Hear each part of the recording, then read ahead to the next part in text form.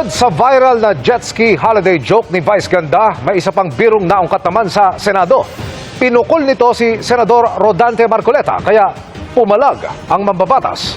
Nakatutok si Mav Gonzales.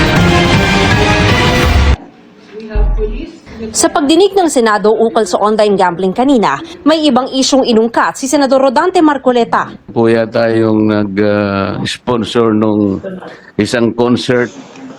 Ngayon lang, pati po ako ay kanyang idinawit. Bigla ba niya naman sinabi, tingnan niyo yung mukha ni Marcoleta kung matatawa kayo.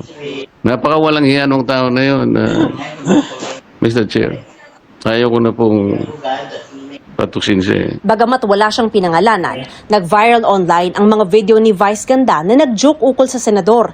Meron ding joke si Vice Ganda, tila tungkol kay dating Pangulong Rodrigo Duterte. Doon, tinukoy niya ang jet ski holiday sa West Philippine Sea na may kasamang libreng trip sa The Hague ng ICC para sa mga DDS. Sa pamamagitan ng isang resolusyon, kinundina ng Davao City Council ang biro ni Vice Ganda.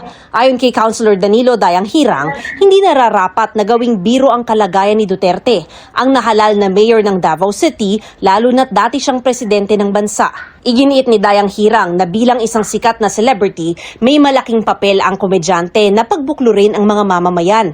Pero salungat daw ang nangyari matapos ang nasabing biro.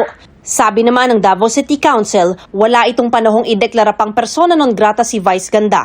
Masyado raw itong mababaw at hindi karapat-dapat pagtuunan ng atensyon. Kinukunan pa namin ng panig si Vice Ganda. Para sa GMA Integrated News, Mav Gonzales, nakatutok, 24 oras.